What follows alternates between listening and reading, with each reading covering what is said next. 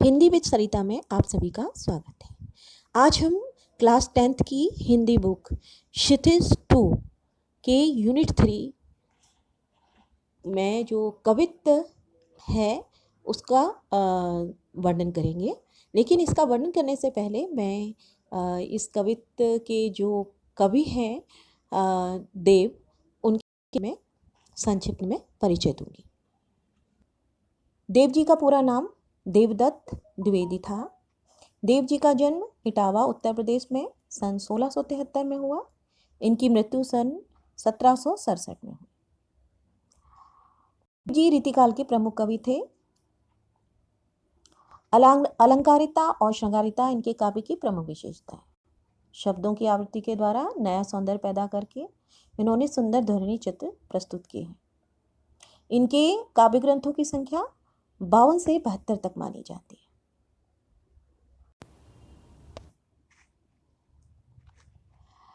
कवि देव लिखते हैं, डार द्रुम पलना बिछोना नव पल्लव के, सुमन झिंगोला सोहे तन छवि भारी दे, पवन झुलावे केकी कीर बतरावे देव, कोकिल हलावे हुलसावे कर तारी दे, पुरित पराग सो उतारो करे राई नौन, कंज कली नायिका लतान सिर सारी दे, मदन महीप जू को बालक बसंत ताही, प्रातः ही जगावत गुलाब चटकारी दे। कवि ने यहाँ पर बसंत ऋतु का बहुत ही सुंदर सा चित्रण किया है। उन्होंने बसंत के आगमन को एक बच्चे से तुलना की है कि जिस तरह से घर में जब कोई नवजात बच्चा आता है, नवजात शिशु आता है, तो घर के सारे सदस्य उसकी स्वागत करते हैं और बहुत खुश हो जाते हैं। तो यहाँ पर जब बसंत ऋतु आती है तो चारों तरफ हरियाली छा जाती है, पेड़ों में नए पत्ते आते हैं। तो ये जो नए पत्ते आते हैं, नए पत्ते जो खिले हुए होते हैं, उन पत्तों की तुलना उन्होंने बिछौना से की है, झूले से की है। उसके छोटे बच्चे का एक बिछौना होता है, उस बिछौने बिस्तर से उन्होंने उसकी तुलना करते लिखा है कि डार द्रुम पलना बिछौना नव पल्लव के, नए नए जो पत्ते खिले हुए हैं, नव जो आए हुए हैं, ऐसा लग रहा है कि वो बसंत बच्चे के बिस्तर है, उनका बिछौना है। सुमन झिंगोला सोहे तन छवि भारी है।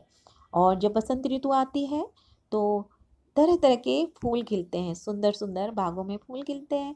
तो जिस तरह से जब कोई बच्चा घर में आता है तो उसके लिए घर में नए नए कपड़े आते हैं, सुंदर सुंदर रंग बिरंगे कपड़े उसके लिए बनाए जाते हैं। तो चारों तरफ सुंदर सुंदर फूलों को देखकर कवि कह रहे हैं कि ऐसा लग रहा है ये बसंत बच्चे के कपड़े हैं, झिंगुला है। सुमन झिंगुला सोहे, झिंगुला माने झबला है। बसंत जो बच्चा है उसके रंग बिरंगे उसके झबला हैं। पवन झुलावे केकी कीर बतरावे देव, कवि देव कह रहे हैं कि जब हवा चलती है तो ऐसा लगता है जैसे वे बसंत बच्चे को झूला झुला रहे हैं। और बागों में जब कोयल तोता मोर आदि पक्षी आवाज करते हैं तो ऐसा लगता है जैसे वे बसंत बालक का मन बहला रहे हैं।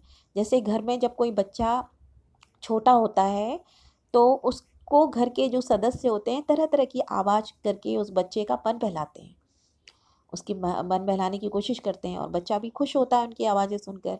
तो ये जब पक्षी बोलते हैं तो इन पक्षियों की तुलना कवि देव ने कहा है कि ऐसा लग रहा है ये बसंत जो शिशु है उसका मन बहला रहे हैं ये पक्षी बोलकर। पुरीत पराग सो उतारो करे राई नौन, कंज कली नायिका लतान सिर सारी दे।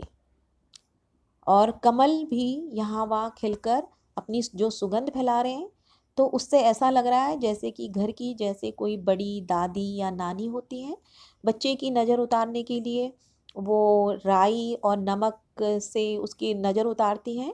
तो उसी तरह से जब ये कमल जो खिलकर अपनी जो सुगंध फैला रहे हैं, ऐसा लग रहा है जैसे वो बसंत बच्चे की नज़र उतार रहे हैं।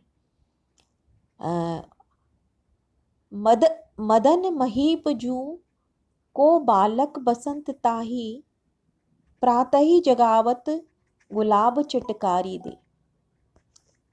बसंत शिशु को जब गुलाब की जो कलियां होती हैं चटक कर जब खिलती हैं, फूल बनती हैं, यानी तब ऐसा लगता है जैसे वे बसंत बालक को प्यार से सुबह सुबह जगा रही है। जिस प्रकार से घर में सोए हुए बच्चे को प्यार से उसके सिर को सहलाते हैं या गालों को सहलाते हैं, और या धीरे से उसके कान में चुटकी बजाकर उसे उठाते हैं ताकि बच्चा एकदम से उठकर रोए नहीं। तो जब सुबह सुबह जो गुलाब की कलियां चटक कर फूल बनती हैं तो ऐसा लग रहा है जैसे वो प्यार से बसंत बालक को उठा रही हैं। तो इस तरह से इस कविता में बसंत ऋतु का बहुत ही सुंदर चित्रण कवि देव ने किया है। इस पाठ में प्रश्न नंबर 4 और प्रश्न नंबर जो 5 है इस कविता पर आधारित है। प्रश्न नंबर 4 है कि दूसरे कवित्व के आधार पर स्पष्ट करें कि ऋतुराज बसंत के बाल रूप का वर्णन परंपरागत बसंत वर्णन से किस प्रकार भिन्न है। परंपरागत जो कवि थे वो इसका वर्णन जो करते थे, बसंत का वर्णन, वो देव के वर्णन से किस प्रकार से भिन्न है, यानी अलग है। तो इसका उत्तर हम इस तरह से दे सकते हैं कि जो परंपरागत जो कवि थे वो बसंत जो ऋतु है उसकी तुलना कामदेव से करते थे, और उन्होंने एक कामदेव के रूप मानकर इसका बसंत का मादक रूप में इसकी सराहना की है। और इसमें जो फूल खिलते हैं और जो हवाएं चलती हैं उनकी तुलना उन्होंने नायक नायिकाओं से मिलन के रूप में किया है।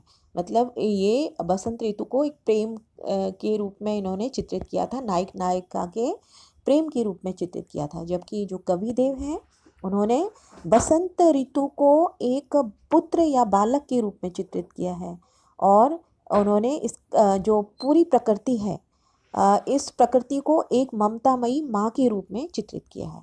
तो इस प्रकार से हम इस प्रश्न का उत्तर ये दे सकते हैं कि ये किस प्रकार से भिन्न है, परंपरागत रूप से किस प्रकार से भिन्न है ये कविता। तो हम इसमें यही बता सकते हैं कि प्राचीन काल के जो कवि थे, जो अधिकांश जो कवि थे, उन्होंने बसंत ऋतु का वर्णन कामदेव के रूप में किया था, और उसमें नायक नायिकाओं के मिलन के रूप में इन्होंने बसंत ऋतु का वर्णन किया था। जबकि जो देव हैं उन्होंने बसंत ऋतु में जो प्रकृति में जो भी परिवर्तन आता है उस परिवर्तन को उन्होंने बालक के रूप में उसका चित्रण किया है, और प्रकृति को एक ममतामयी माँ माना है। और इसी तरह से प्रश्न दूसरा है कि जो प्रश्न नंबर 5 है, प्रातः ही जगावत गुलाब चटकारी दे, इस पंक्ति का भाव स्पष्ट कीजिए। तो इस पंक्ति में जैसे कि अभी हमने पहले भी इसका अर्थ बताया था कि इस पंक्ति का क्या अर्थ है। इस पंक्ति में ये है, आप लिखेंगे कि जो कवि ने बसंत ऋतु के सुबह का वर्णन किया है, बसंत ऋतु की जो सुबह सुबह उन्होंने वर्णन करते हुए लिखा है कि जो उन्होंने बसंत को एक बच्चा माना है, बालक माना है। उन्होंने कहा है कि जो बसंत बालक है वो डाल रूपी पलने में, डाल में पेड़ पत्ते जो हैं उनमें सोया हुआ है, और सुबह सुबह जब गुलाब की कलियां चटक कर खिलती हैं तो ऐसा लगता है कि वह बसंत रूपी बालक को जगा रही है, और उसकी चारों तरफ, यानी बसंत रूपी बालक के चारों तरफ गुलाब खिल जाते हैं। तो इस तरह से ये प्रश्न 4 और ये 5 का जो इस पाठ में उत्तर है, ये इस कवित्व पर आधारित है। तो उम्मीद करती हूँ आपको समझ में आया होगा।